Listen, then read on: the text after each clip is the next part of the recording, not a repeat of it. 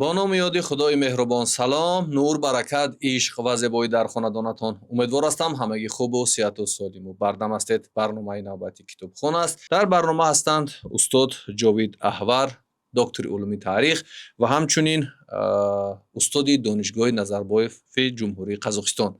و برنامه خیلی خوش آمدید. تشکر که دعوت ما رو پذیرفتید. بگویید که امروز شب روز در دوشنبه عزیز و چی فعالیت ها مشغول هستید و چگونه است امروز حالا هوای دوشنبه برای شما که مهمان هستید اینجا؟ سلامت باشید. اولا سلام و درود عرض میکنم خدمت بینندگان و شنوندگان خیلی خوب شما. من اینجا مدتی یکی دو هفته میشه اینجا هستم.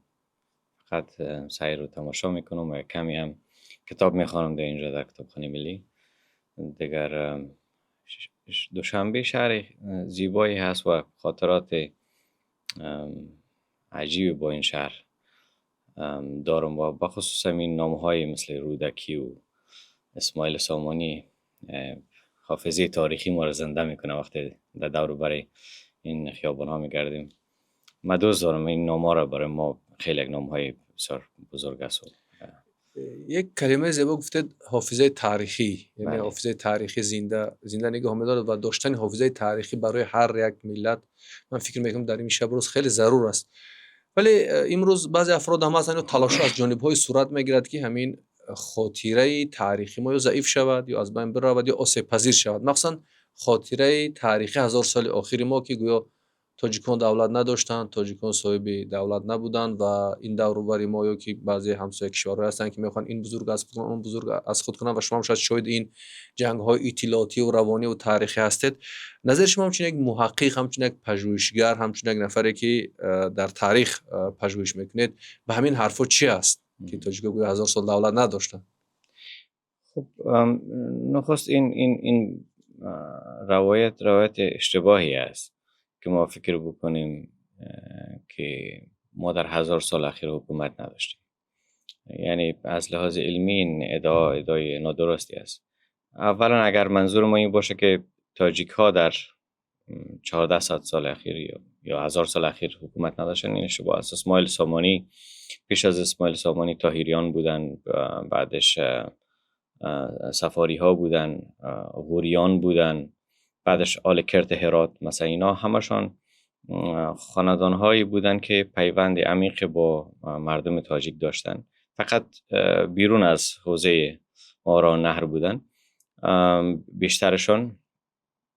و اصل اشتباهی بحث در اینجا هست که ما تصور میکنیم اگر در رأس حکومت یک گروهی غیر ما قرار داشت پس این حکومت مال ما نیست و چون این نبوده.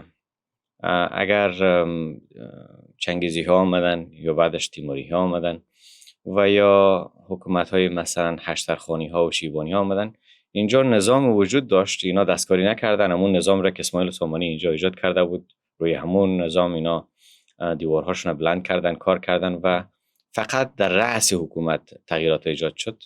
ولی همون قضاتی بودن که از گذشته ها از زمان اسماعیل سامانی بودن.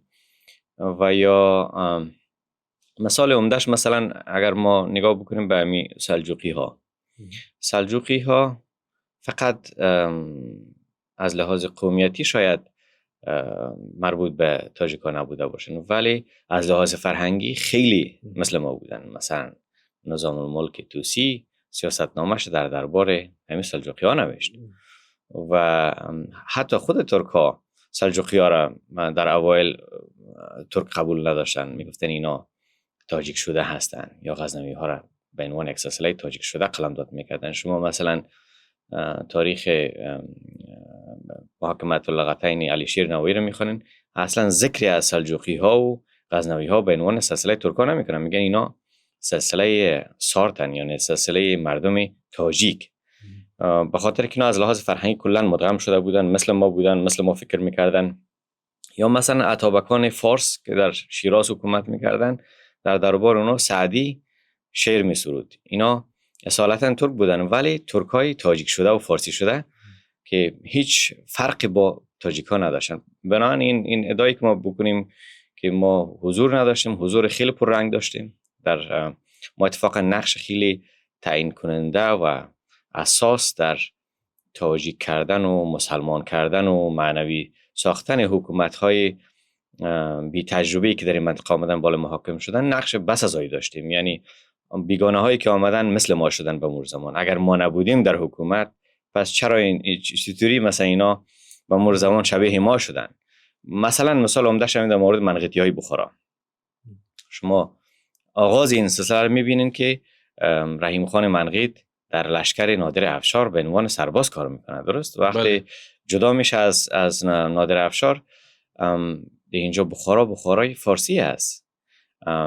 دانیال مثلا یا فرزندش شاه مراد اسمش بود بیگجان و اینا همشون تابع سلسله نقشبندی ها بودن، فارسی میخواندن، در مدرسه های فارسی تربیت شده بودن، مثل ما فکر میکردن و این اصالتا این فکر نو است، فکر عصر 20 است که ما تصور بکنیم که یک سلسله اگر از لحاظ خونی با ما پیوند نداشت، این سلسله بیگانه است. منقیطی ها بیگانه نبودن، اینا خیلی حکومت تاجیکی بودن. اتفاقا به چشم حکومت خیوه اگر نگاه بکنین، منقیطی ها و مردم بخارا را مردم خیوه تاجیک میگفتن. یعنی اینقدر اینا تاجیک شده بودن که شاید از لحاظ اصالت اینا بیشتر از بقیه تاجیک ها بودن. یعنی پابند به زبان فارسی بودن.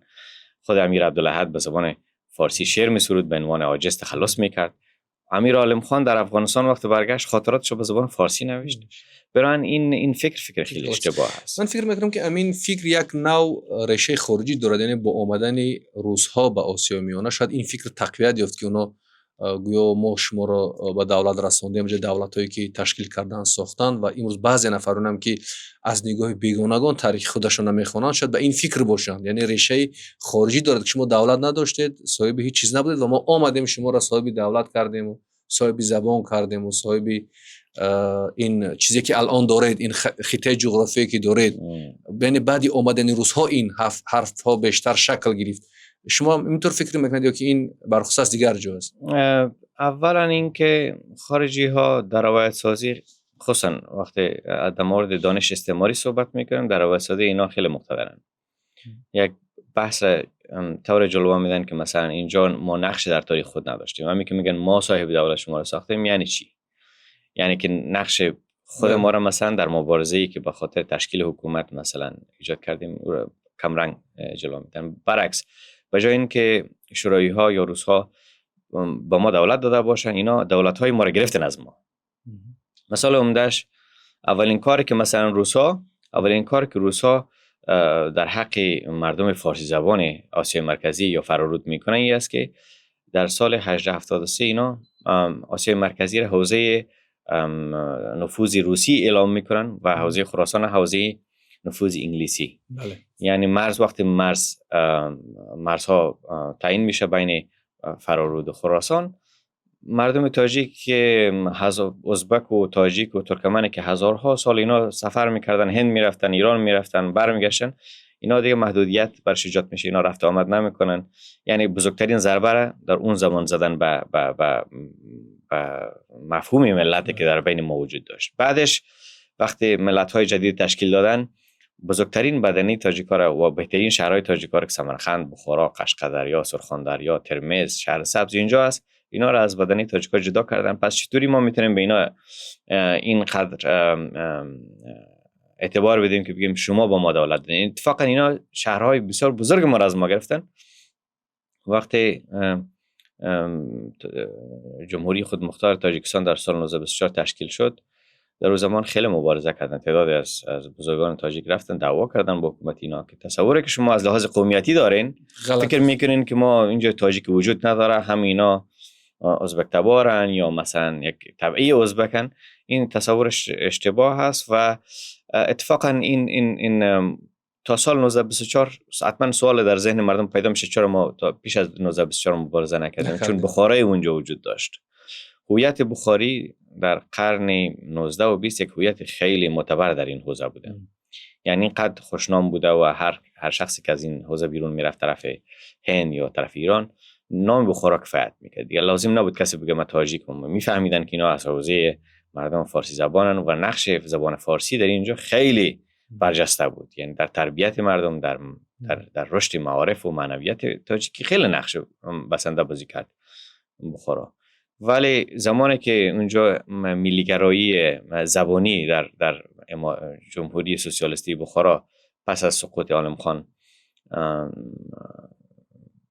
رشد میکنه، تاجیک‌ها مقاومت میکنن در مقابلشون. این پیوند تاجیک‌ها با زبان فارسی است که اینا باعث شد که بغاوت بکنن و سر تعظیم فرود نیارن. چون برایت ببخشید یعنی اون زبان فارسی، مثلا خط فارسی تاجیک‌ها با زبان خودشون گپ می‌زدن، با خط خودشون می‌نوشتن و امیران هم همچنین بودن. امیران مغربی دیگر نیاز نبود که اینا بیان مثلا دعوا کنن بگن برام یک حکومت الهیده تاجیکی تصمیم که زبان تاجیکی داشته باشن، فرهنگ تاجیکی داشته باشن. بعضی از دانشمندای ما به اصطلاح این دعوا را که پیش میبرن همین بحث است که اگر اینا می‌خواستن یک چنین جمهوری داشته باشن، چرا در زمان امیر عالم خان پیشتر از اون این ایده ها را نخزوندن یا مبارزه نبردن؟ ضرورتی وجود نداشت، برای ضرورتی وجود نداشت. وقتی پادشاه همه انرژی و عشق و محبتش رو در مقابل این زبان میکرد، در مقابل مردم این زبان میکرد، دیگه نیازی وجود نداشت که ما در مقابل اونا مقاومت بکنیم، بجنگیم. یعنی بارهای هم شده که مردمایی که در مقابل منقیتی ها جنگیدن، مردم خود تاجیک رفتن کنار امیر بخارا و در مقابل مردم خود جنگیدن. یعنی ایدایی که تاجیک اونجا خار بود و ذلیل بود و بر منصبای دولتی راه نمیافت، اصلا کسی نبود، تا کجا درست است در زمانی منقیتی ها؟ خیلی اشتباه است. شما منصب قاضی القضات بخارا همیشه به دست دو خاندان تاجیک بوده، یا از خاندان تاجیکان جیبوری یا از خاندان تاجیکای ختلانی. یعنی هرگز این چنین نشده. خیلی کم اتفاق افتاده که یک قاضی القضات که بزرگترین منصب بخارا است به دست یک گروه دیگر رفته. دیگر این که منصب قشبیه که مثلا نخست وزیر میشه، اینا در دست از زمان امیر نصرالله به دست تاجیکا افتادن. دیگر اینجوری نبود. این روایت خیلی روایت نادرست است که میگیم ما اونجا حضور نداشتیم. خیلی هم حضور داشتیم، خیلی هم پررنگ بودیم. مدرسه های بخارا همه مدرسین فارسی زبان بودن، تاجیک بودن، اینا خیلی اقتدار داشتن. قاضی ها، حاکم ها، والی ها هم از مردم تاجیک انتخاب میشدن. حکومت منقید هم قسم پیشتر هم یاد کردم، اگر بدید فردوس الاقبال تاریخ خوارزم نگاه بکنین، حکومت بخارا یک حکومت مطلق تاجیکی بوده. فقط ما این در زمان ناسیونالیسم تازه است که میبینیم که به دید قومیتی یا خونی یا نسبی به گذشته نگاه میکنن، میگن که اینا مال ما نبودن یا بیگانه بودن، در حالی که این روایت نادرست است. ما باید به تاجیک فرهنگی نگاه بکنیم. تاجیک فرهنگی هم اینا هن دیگه. اینا کسایی بودن که به فرهنگ ما خدمت کردن، به زبان ما خدمت کردن، خودش جز ما میدونستن، جدا از ما خود نمیدونستن. بعد اخلاق هم نادرست است که ما اینا رو از خود جدا بدونیم، بگیم که نه اینا مال ما نبودن، پس خکی مال ما است. این ما رو دوچار یک بحث خیلی اشتباه میکنه که بعد ما گم میشیم در تاریخ. اصلا گم میشیم و ضعیف میشیم و با خودمون نفرت پیدا میکنیم. یعنی اون قدر ما رو در این سرکوب کردن اون نفرانی که تاریخ برای ما نوشتن. حالا احوال بخارا چگونه بود؟ یعنی منطقه شما گفتید که اینجا وقتی که ما از اثر اون چیزی باقی مانده که از شورا میخونیم، نسلی ما در دانشگاه یا که به ما تعلیم دادن، یک زمانی تیره و تنگ و تاریک و یعنی اصلا یک باطلاق‌زار برای ما وصف میکنن بخارا و سمرقند، در صورتی که شما میگید که این یک مرکز علم و تمدن و فرهنگ بود. چه حال و احوال داشت و تا کجا صحت دارد این حرفایی که اصلا هیچ چیز نبود بخارا و سمرقند شما که امروز از اون افتخار میکنید از اون گذشتهتون؟ چه حال و احوال داشت؟ اولا اینکه در این شک وجود نداره که بخارا بزرگترین مرکز مدنیتی اسلامی، تاجیکی و فارسی بوده در این منطقه. شما خود نوشته‌های سید نفیسی رو میخواین، سید نفیسی میگه بزرگترین خود ابوالقاسم لاهوتی وقتی در پیشگفتار برای نمونه ادب تاجیک می‌نویسه میگه که بزرگترین مرکز تولید دانش فارسی بخارا بوده. خب این چیزی نیست که ما ادعا کرده باشیم، اینا خودشون اقرار کردن به موضوع. بعد عالم‌های خیلی بزرگ در این منطقه مثلا در بطن بخارا پرورش یافته، مثل مولوی شریف، همین خانواده صدر ضیا. شما ببینید چقدر مثلا بزرگترین کتابخانه این منطقه مال خاندان صدر ضیا بود. یعنی بزرگتر از کتابخانه‌ای که شما تصور کرده میتونید اونجا حضور داشت. این فکر ما یک نقل قول از مرزا سلیم بیگ سفیر امیر عالم خان در تاشکند میکنم. اینجا در کشکول سلیمی اونجا یک یک روایت نقل میکنن که زمان یک مهمان کافمن از مرزا سلیم بیک میپرسه که این بخارا چی داره که همه در موردش صحبت میکنه. شما ظرفای چینی استفاده میکنین، لباسای هندی استفاده میکنین، کلاهای روسی استفاده میکنین، پس این بخارای چی است؟ شما چی تولید میکنین که همه در مورد شما حرف میزنن؟ بعد خیلی قشنگ جواب میده برش، میگه که ما علم صادر میکنیم. بخارا مرکز علم و دانش بود و از اینجا آدم های تربیه میشد یا انسان های تربیه میشد که میرفتن در خراسان، در هند، در کازان، در کشورهای عثمانی، در سیطره عثمانی به عنوان قاضی، حاکم اینا مقرر میشن. اینقدر اعتبار داشت، مثل بخارای اون زمان مثل آکسفورد و هاروارد امروزی است. یعنی اینقدر اهمیت داشت، اینقدر اعتبار داشت، یک نام خیلی فوق العاده بود. ولی اینم از لحاظ تاریخی نمیشه نادیده بگیریم که بخارای وسطای قرن 19 دنیای گل و بلبل نبود، تحولات منفی اتفاق می افتاد و یک بحث اینجا خیلی لازم است که ما شما به خاطر روشن کردن فکر بینندگان انجام بدیم. او است که با مجرد که روس‌ها به طرف مرزهای سیردریا و بعدش طرف سمرقند میان و در جنگ‌های متعدد پای هم لشکر بخارا و لشکر خوقند شکست میخوره، این شکست نظامی باعث تحقیر روحیه بخاری، روحیه خوقندی میشه. یعنی اینا یک تعدادی از روشنفکران بخارا به این نتیجه رسیدن که ما خیلی هم بزرگ نیستیم. اگر ما بزرگ می بودیم و با این همه لشکری که داریم، با این آدم هایی که مثلا خود مسلمان میگن در مقابل روس شکست میخوریم، به این مفهوم که روس بزرگتر از ما است و این یک فکر خیلی اشتباه بود. ممکن یک ملتی مثل شما امروز میبینید که آمریکا بزرگترین قدرت نظامی دنیا باشه یا چین، به این مفهوم نیست که بزرگترین فرهنگ دنیا رو داشته باشه یا بزرگترین ادبیات دنیا رو داشته باشه. یعنی قدرت نظامی یک موضوع جداست، قدرت فرهنگی و علمی موضوع جداست. ولی متاسفانه این فکر انتقال کرد به مردم این حوزه که فکر کردن خیلی کوچکترن. بعد دنبال سراغ پاسخ میگشتن، اینا رفتن اروپا و نمیدونم لندن. شما هم تو حرف اهل بخارا از سراج حکیم میخوانین. این آدم مثلا دنبال پاسخ بود دیگه. خب میخواست بفهمه که مثلا ما چرا شکست خوردیم. بعد اینا همه تحت تاثیر تکنولوژی برتر اروپا قرار گرفتن. تکنولوژی یا فناوری چیزی هست که باعث میشه که ملت‌های شرقی به صورت عموم احساس حقارت بکنن، یعنی احساس خودکمبینی در بینشان پیدا میشه که فکر میکنن اینا ملت‌های عقب مانده هستن. ولی فناوری یک بخشی از علم است، همه علم که نیست. بله درست. خب بخش فلسفه که چی، بخش ادبیات چی، بخش شعر چی.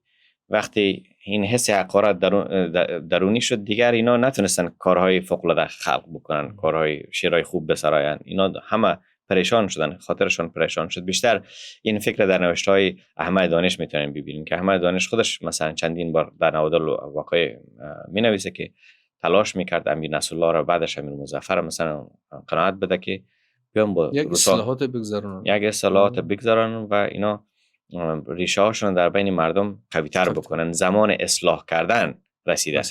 ولی امیر بخارا درک نمیکرد این موضوع را، چون جهان بینی را نداشت که نسل گذشتهش داشت و سفر نکرده بود مانند دانش. و دانش آدم بسیار ذکی و بسیار آدم عاقل بود.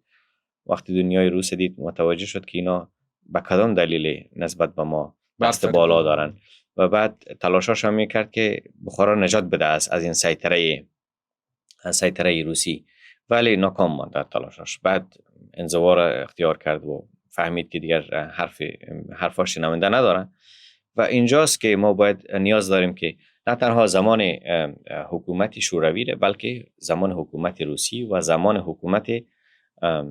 حکومت‌های اخیر بخارا هم به حد کافی نقد بکنیم، چون بفهمیم که دلایل باعث شد که اینا در مقابل چیز بیارن. دلسردی ها و یک گروه از جوانان که بعداً اومدن با این روس‌ها پیوست شدند و مثلا با اونها بگیم علیه میهن چون علیه سرزمین چون اقدام کردن، همین ناباورها بود، همین شکست‌ها بود. یعنی می‌خواستن با اونها همکاری کنند، یک بخارا را از سری نو بسازن، یک بخارای قدرتمند بسازن که بخارا هم دیگر از دستشون رفت. بله. یعنی اینطور به نظر نمیرسد. بله همینطور است کاملا. وقتی اینا دلزده شدن، دلسرد شدن که امیر دیگه طرفدار اصلاح نیست و همه کاراشو میکنه. بعد از زمان امیر مظفر، قراردادی که امیر مظفر با روسا امضا میکنه، این باعث کم شدن آبروش در بین مردم بخارا میشه. یعنی وقتی امیر بخارا، امیر مسلمان سرخم میکنه در مقابل روس و این روس هم خیلی در مقابلشان یعنی گاهی قصدن حقارت میکرده اینا را که آبروشون در پیش مردم بخارا بیریزه. بعد مردم بخارا متوجه میشدن که دیگه امیرشون اون حیثیت گذشته را نداره، فقط اینا یک مثل والی ها عمل میکنن، فقط دنبال ازی هستن که فرمان بگیرن از حاکمان روسی. و حتی تلاش هایی که دانش و سفارت هایی که امیر بخارا میفرسته به روسیه که بجایی که در تاشکند اینجا سفارت داشته باشن در اونجا سفارت داشته باشن، تلاششون ناکام میشه. یعنی امپراتور روس زمان میفت نه شما با کافمن صحبت بکنین، شما یعنی 100 تن خیلی پایین تر از این است که ما با شما صحبت بکنیم. این مسائل باعث میشه که اینا خیلی احساس حقارت بکنن و خود کم ببینن. شما مثلا خاطرات امیر عبدالرحمن خان میخوانن که مثلا خیلی توهین و تحقیر میکنه امیر بخارا رو. میگن امیر بخارا فقط یعنی با ما برخورد تند میکرد، ولی با مجرد که نامه کافمن یا دیگر والی روسی رو مثلا دریافت میکرد، همیشه مطابقت میکرد. یعنی در بین حاکمای او زمان هم یک اختلاف نظر وجود داشت که فکر این امر نمیپسندیدن که تابع غیر خود باشن، ولی در عین حال این بینش وجود داشت که دیگر زمان عظمت ما گذشته و ما باید با یک قدرت بزرگتر ائتلاف کنیم و تحت حمایت اون قدرت قرار بگیریم برای بقای خود. و دیگر اینا فهمیده بودن که تنها در بخارا نبود این فکر، در بین قاجاری ها هم بود این فکر، در بین حاکمان افغانستان هم بود این فکر که مثلا امیر عبدالرحمن خان قشنگ میدونست که دیگر نمیتونه به عنوان یک حاکم بی حمایت انگلیس در منطقه بقا داشته باشه. بعدش با مجرد که افغانستان برمیگرده با لورد گریفن مثلا قرارداد امضا میکنن، میگن اوکی ما در امور خارجی تابع شما هستیم، فقط در امور داخلی استقلالیت خود حفظ میکنیم. این چیزی بود که نباید تنها امیرای بخارا را ملامت بکنیم، شرایطی بود که آمد، مثل که شرایطی که زمان روسی شرایطی بود که بالاشون دیکته شد، دیگر چاره‌ای نبود. اینا تلاش خود کردن، مثلا امیر بخارا چندین بار نامه نوشت به سلطان عثمانی کمک خواست، ولی دید که دنیای اون زمان کسی به کسی نمیرسه، هر کس دنبال منفعت خودش بود، دنبال حفظ خودش بود دیگه. یعنی یک دنیایی است که نمیشه هم قضاوت مطلق کرد و در عین حال بیچارگی اینا هم باید درک کرد که مثلا اینا در موقفی نبودن از لحاظ نظامی و فناوری که با این لشکر که با فناوری خیلی پیشرفته نظامی با آسیای میانه آمده بودن با اینا تقابل بکنن. خیلی مشکل بود. ولی به هر صورت همون حکومت پادشاه روسیه بخارا و سمرقند اینا نگاه می‌داشت، یعنی اون تقسیم بندی ها و یعنی پارچه کردن و ملت و اینا با وجود آوردن نداشت. ولی بعداً این بولشویک که وقتی اومدن کار باز هم خرابتر شد. یعنی باز هم وضعیت جدی‌تر شد، دیگر اونو از یک لو دیگر نگاه نمی‌کردن که دیگر نه قرارداد بود نه امضایی بود نه صحبتی بود. در همین وقت، در همین تلاش ها، در همین مبارزه ها آیا تاجیک‌ها هم سهم داشتن؟ یعنی مبارزه می‌بردن، تلاش می‌کردن برای حفظ همون استقلال بخارا یا سرزمیناشون، یا کاملا ما یک مردم ببینیم به قول بعضی از دانشمندای اینجای ما که اصلا ما را این روزها آمدن دولت دادن و شخصیت کردن و بعد منبر دادن و زبان دادن و فرهنگ دادن. یعنی چی بود این موضوع در همون وقت؟ یک تبصره را ادیب خالد در کتابش در مورد به وجود آمدن ازبکستان نوشته و عنوان خیلی جالب میزنه در رابطه با تاجیک‌ها. میگن تاجیک‌ها یک گروه تعصب کرده، یعنی منتظر ماندن که همه حس قومیت پیدا بکنن بعد اینا حس قومیت پیدا کردن. چرا؟ چون مردم فارس زبان و تاجیک قرنهای قرن به انسانیت تبلیغ انسانیت میکردن، تبلیغ تصوف میکردن، تبلیغ عرفان میکردن. اینو کس شأن میدونستن به خود که بران حس قومیت پیدا بکنن، یعنی کوچک احساس میکردن خود و موافق نبودن با این طرز دید. و ما اینجا لازم است که یک کمی وضاحت داده شود. وقتی ما میگیم بیداری ملی، منظور ما چی است؟ آیا منظور ما این است که ما خود بشناسیم و یا ای که ما حس قومیت پیدا کنیم؟ این دو چیز جداگانه است. ضرور نیست که وقتی ما خود بشناسیم حس قومیت پیدا بکنیم. وقتی خود میشناسیم پیوندهای خود را با هند میفهمیم، پیوندهای خود را با ایران میفهمیم، پیوندهای خود را با بقیه دنیای اسلام میفهمیم. بعد دیگر اون شاید حس قومیت پیدا نکنیم. این هم میشه بیداری واقعی. بله. و یکی دیگر است که ما چگونه به تاریخ مراجعه بکنیم تا حس قومیت پیدا بکنیم، بگیم ما از لحاظ نژادی آریایی هستیم یا ایرانی هستیم و از این فکرها. این دو چیز با هم همزمان پیش نرفته. تاجیک ها چون تابع تصوف و عرفان بودن، مثل آدم های بزرگ در بین ما بزرگ شد، مثلا حکیم سنایی غزنوی، مولانا جلال الدین بلخی، ابو عبدالله رودکی. اینا آدمایی نبودن که برای یک قوم شعر گفته باشه. اینا برای انسانیت شعر می سرودن. مثلا سعدی، حافظ، اینا کتاب‌هاشون به زبان‌های مختلف دنیا ترجمه می‌شد. مردم حتی در آفریقا از اندیشه‌های اینا استفاده می‌کردن. بعد این ملت را مجبور کردن که مثل یک قومیت فکر بکنه، کار دشواری بود. یعنی اینا بیدار بودن. بله. خیلی هم بیدار بودن. بیدارتر از هر گروهی بودن در این دور و بری‌ها، ولی مجبور بودن اینا بیداری خود را با یک بیداری پستر جابجا میکنن. بگن که خب ما فراموش بکنیم انسانیت را، فراموش بکنیم اون همه درسایی را که به منطقه دادیم، به مردم دادیم، بعد خود ما بیایم خردتر شویم و کوچکتر شویم. ولی گروه های دور و بری ها خیلی زود این کار کردن. اندیشه پانتورکیزم یا ترکیزم یا ترکستانیزم، این اندیشه یک اندیشه خیلی بینش خیلی کوچک بود. یعنی مثلا همه دنیا رو بدید یک قومیت دیدن، گذشته رو بدید یک قومیت دیدن. اینا مثلا در هر چیز سراغ یک قومیت بودن. مثلا میخواستن در بالسینا یک ترک ببینن، میخواستن در الفارابی یک ترک ببینن، میخواستن در بریهان بیرونی یک ترک ببینن. با اندیشه‌اش کار نداشتن، فقط با پوست و استخوان و با نسبش کار داشتن. و وقتی میفهمیدن که نسبشون هم پیوند به اونا نداره، دنبال شجره سازی و نسب سازی و همین چیزا میگردن. به نظر من این فکر خیلی اشتباه است و نباید این را با بیداری ملی خلط بکنیم. و ما به حد کافی در رابطه با این ملت سازی هایی که در آسیا میانه شده منتقد هستم. شما اگر واقعا ازبک ها به بیداری ملی برسن، اونا میفهمن که هشترخانی ها چقدر زبان فارسی دوست داشتن و چقدر تابع عرفان بودن. شیبانی ها همچنین، تیموری ها همچنین. تیمورنامه به زبان فارسی نوشته شده. خب یک ازبک امروز رو نمیتونه بخونه. شیبانی نامه به زبان فارسی نوشته شده، یک ازبک امروز نمیتونه رو بخونه. پس چی گونه بیداری ملی هست که وقتی تیمور قبول داره به عنوان امیرت ولی نوشته‌اش نمیتونه بخونی؟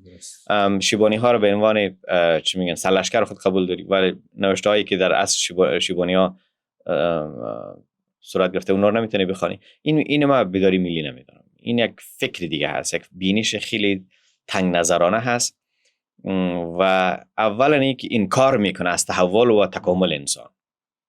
یعنی اینا منکری از این هستن که ترک ها تاثیرپذیری از فارس ها داشتن، در حالی که چنین نبوده. اینا در خود امیر بخارا مثلا وقتی در کتاب خاطرات خود در تاریخ حزن ملل بخارا می نویسه، میگه ما ازبک ها آمدیم از آن سوی دریا و در اینجا تاجیک ها بودن و ما و خیلی هم بنیکیات میکنه از مردم تاجیک. یعنی اینا همشون میفهمیدن که ما آمدیم در بین اینا زندگی کردیم، مثل اینا شدیم، مثل اینا غذا خوردیم، مثل اینا لباس پوشیدیم و اینا خیلی جای افتخار میدونستن، به خاطر که ما یک ملتی بودیم که طرفدار دوستی با ملت‌های دیگر بودیم و ما خاطر ملت‌های دیگر ما را دوست داشت و ما خود زیاد در قالب این بافته قومی نمیدیدیم. ولی ما مجبور شدیم روزی که در قالب بافته قومی به خاطر بقا ببینیم خود. مثلا گفتن سارت‌ها هویت قومی ندارن، تاجیک‌ها اونجا حضور ندارن، همه اینا ترکای فارسی زبانن. بعد اونجا مجبور شدن که تعداد پیش قدمشان بگوین که نه ما اینجا خیلی هم حضور داریم، ولی اینکه ما اندیشه قومی نداریم به این مفهوم نیست که از حضور ما اینجا انکار بکنین. بعد تشکل خود ملت تاجیک در آسیای مرکزی به شکل تقابل در برابر اندیشه ترکیزم اینجا عرض اندام میکنه. یعنی اگر ترکیزم اینجا به وجود نمی آمد، تاجیک هم به وجود نمی آمد اینجا. اگر بخارای فارسی میمان، ازبک‌ها هنوزم پابند به او اصول میماندن، اصلا ما ضرورت نداشتیم که اینجا چیزی به نام ملت تاجیک به وجود بیاریم. همه ما امروز بخاری بودیم و پابند به مو اصول، با مو فکر. ولی این فکر اتفاقا روسا و انگلیس ها در منطقه آوردن که یک قومیت را بر قومیت دیگر مثلا ترجیح بدن. اینا باعث تحریک رقابت های منفی بین قومیت ها شوند و برای هر کدامشون داستان بسراین. یک شاعری برای یک ملت یک شاعر مثلا انتخاب کنن، برای ملت دیگری شاعر دیگری. مثلا شما ببینید همین نفس ملیگرایی که اینجا پیدا شده. اولا علی شیر نوایی رو میگن شاعر ملت ازبک. علی شیر نوایی در هرات بزرگ شد، تربیت فارسی داشت، در هرات فوت کرد، در اونجا دفن شد. پس این تناقض رو چطوری مثلا با در قالب این اندیشه ملیگرایی مثلا حل میکنن؟ یک شاعر هراتی رو مثلا به عنوان شاعر ملت ازبک مثلا قبول میکنن. این عیب وجود داره در ملت سازی های. یا مثلا در بین قزاق‌ها ابای انتخاب کردن، در بین قرقیزها مناس انتخاب کردن و این کار روسا بود، چون باور به می شکلیات داشتن و یک اصل خیلی جالب در اون زمان وجود داشت که میگفتن در نما ملی و در محتوا شوروی و روسی باشه. فقط این ملت ها فقط در نما ملی معلوم میشدن، ولی محتواش که مثلا محتواش چیست؟ ادبیات است. پیوند اینا رو با او ادبیات قطع کردن. از کدام طریق؟ از طریق الفبا و از طریق این تحولاتی که وجود آورد. باز به سر الفبا میگم، فقط یک سوال اینجاست که چرا در همون دوره بیشتر تاجیک‌ها سرکوب شدن؟ سبب چی بود؟ مثلا در همین ملت سازی، در همین تقسیمات ها همه میگن، حتی همه محققایی که انصاف دارند و اهل علم هستند و اهل دانش هستند، زیادتر ما در منطقه ضرر دیدیم. چرا چونین برخورد با ما صورت گرفت؟ اتفاقا شما این پاسخ این چی رو میتونین در اندیشه‌های استروموف ببینین. استروموف یک مقاله در رابطه با سارت‌ها نوشت که در اونجا گفت سارت‌ها یعنی مردم تاجیک گفت که این تاجیک‌ها خیلی مذهبی هستند و ما باید کوشش بکنیم که این قرقزها و قزاق‌ها زیر تاثیر اینا قرار نگیرن. چون اینا در رابطه با ازبک‌ها میفهمیدن که ازبک‌ها خیلی شبیه ما شدن و فقط نگران این بودن که قرقزها و قزاق‌ها شبیه اینا نشون. و اینا حتی یک نظم را به وجود آوردن در زمان شوروی که مردم ازبک تاجیک تابع محکمه شرعی باشن و مردم قرقز و قزاق تابع محکمه عرفی. یعنی اسلام میگه بالا اینا تطبیق نشه. و یک نوشته هم چخون ولی خان داره میگن که ملت قزاق ملت کشمنچی است و اینا پیوند با اسلام ندارن و باید بالا اینا اسلام تطبیق نشه. این فکر روسی بود دیگه. بعد این اندیشه را استروموف و دیگر شرقشناسای روسی داشتن، میفهمیدن که روحانیت شرقی در بین تاجیک‌ها جایگاه خیلی فوق‌العاده داره و اینا دوست نداشتن. وقتی روحانیت در بین یک ملت وجود داشته باشه، بعد اون ملت رو روسی ساختن خیلی مشکل است. مثل یک ظرف پر از آب است دیگه نمیتونی چیزی به او بریزی. ملت‌های کشمنچی را اونا خیلی راحتی میتونستن ظرفاشون رو پر کنن، محتوا براشون تعیین کنن، از بسازن. بله. ولی میفهمیدن که ما از تاثیر نمیتونیم از فرهنگ روسی تاثیر پذیر شیم، چون فرهنگ ما برتر است نسبت به فرهنگ روسی و اونا این را میدونستن، حسادت داشتن نسبت به این موضوع و کوشش میکردن که این تاجیک ها که بیشترشون مدرس و معلم و شاعر و آموزگار بودن، اینا را از یا این که منکر اینا شون و یا که اینا رو به حاشیه برانن تا بتونن پروژه ها و برنامه هاشون در این منطقه تطبیق بکنن. تا زمانی که زبان فارسی اینجا میماند و تاجیک هنوزم با دوست می بود با ازبک ها، اینا نمیتونستن رخنه بکنن در اینجا، نمیتونستن فکر خود در بین مردم ترویج بکنن. بعد اول باید زبان فارسی را اینجا روشش قطع میکردن و چون ما فارسی زبان بودیم و پیوندی با این زبان داشتیم، ما مجبور بودن اینا که طوری با ما برخورد بکنن که ما کمترین بهره را از این نعمت های روسی برخوردار شویم. یعنی تشکیل همین جمهوری تاجیکستان سال 1924 در مختار در همون وقت این تلاش‌های خودی تاجیک‌ها بود یا که این یک تحفه دادن برای ما همون گونه که این نه این هیچ تحفه ندادن. اتفاقا خیلی هم دعوا کردن، خیلی هم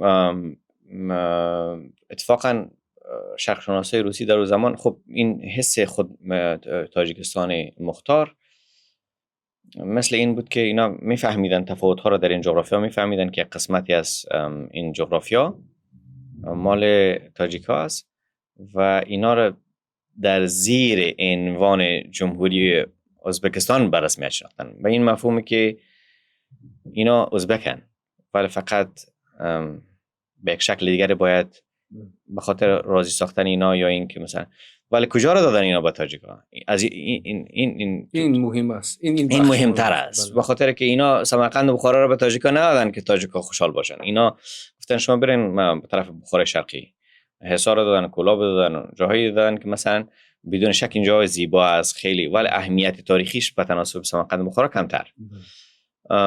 و این هم یک تلاش بود به خاطر تأخیر کردن تاجیک‌ها، کمتر زدن تاجیک‌ها، که مثلا شهرهای مدنیت اینا رو از اینا جدا کردن و گفتن شهرهایی که کمتر سابقه تاریخی دارن اینا رو شما بگیرین.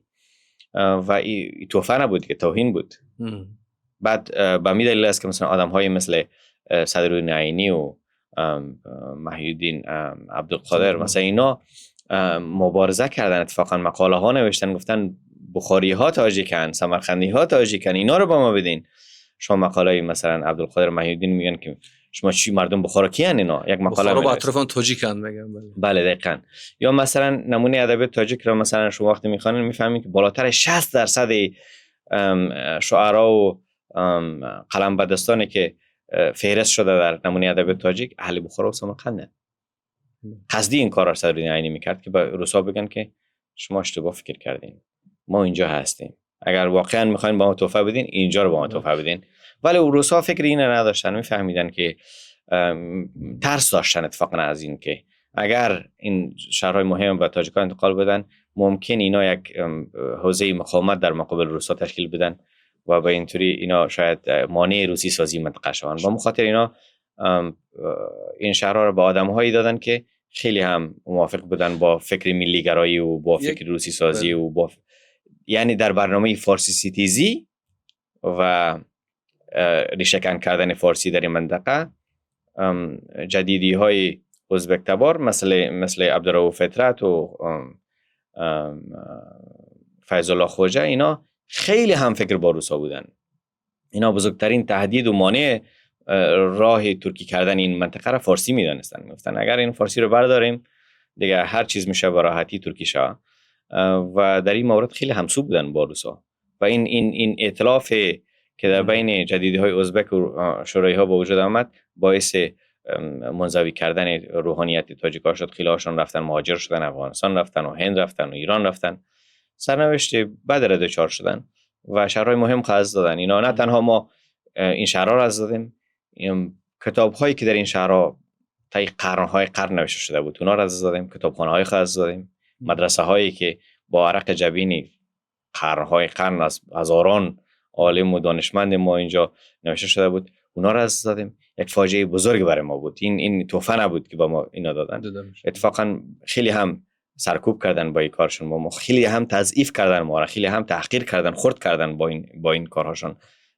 با خاطر این روایت اساسا خیلی یک روایت نادرست است که ما فکر کنیم روس‌ها در حق ما کدام رحمی کردن. اتفاقا یک جفای بزرگی در حق مردم فارزمان کردن. یک اشاره خوب کردید که اینا خوب میفهمیدن اگر این سمرقند و بخارا این شهرهای تاریخی اگر در تاجیکستان بنا شد یک هسته مقاومت با وجود میاد، این فارسی آینده شد با اونها تهدید میشه در منطقه.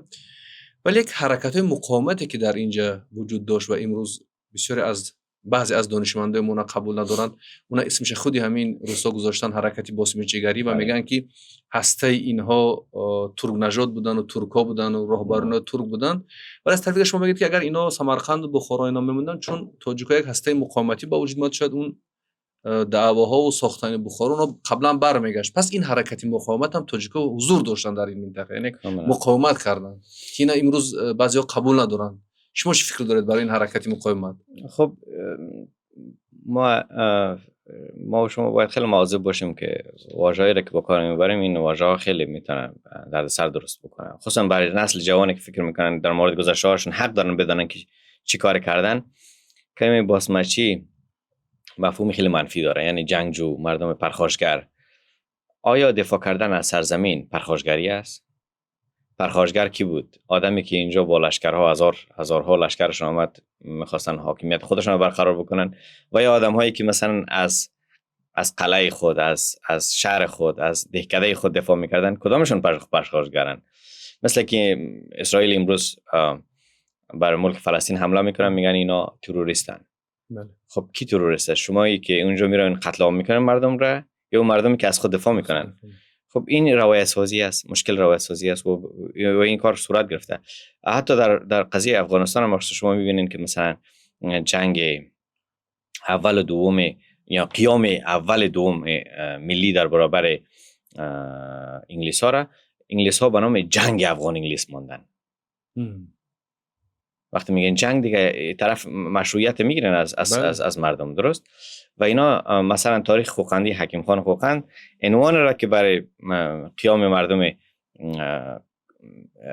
جنگ اول و افغان انگلیس در کتاب حکیم خان خوقند چنین ذکر شده که قیام مردم تاجیک و افغان در کابل در برابر لشکر انگلیس.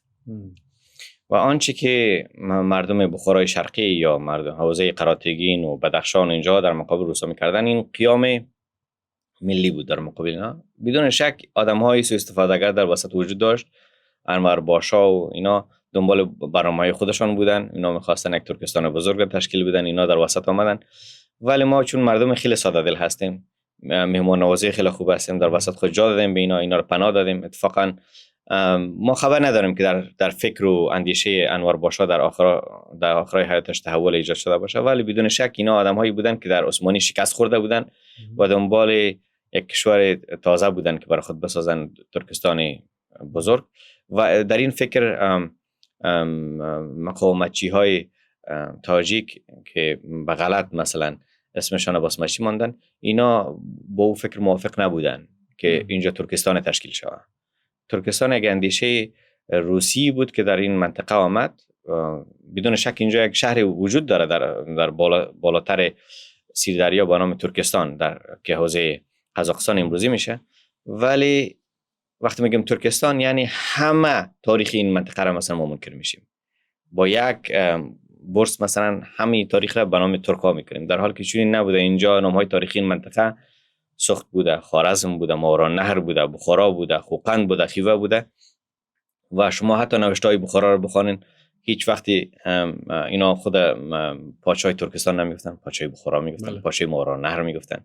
تاریخ این منطقه تاریخ ماورالنهر است و ترکستان بالاتر از ماورالنهر است. و شما بابرنامه رو میخونید چی میگه؟